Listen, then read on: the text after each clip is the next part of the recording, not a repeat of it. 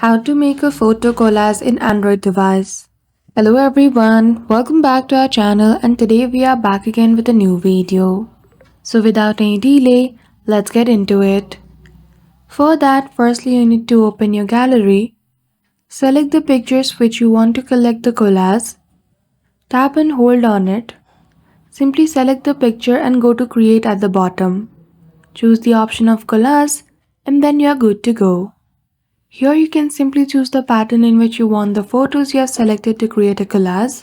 You can also create a poster with quotes on it. After that, you also have the option to create stitch with the pictures. Once you find the suitable collage, simply click on save and then you're good to go. So that's it. That is how easily you can create photo collage in Android device. So I hope you found this video helpful. If you did, don't forget to give it a thumbs up and subscribe to our channel for such tutorial. Thank you for watching till the end.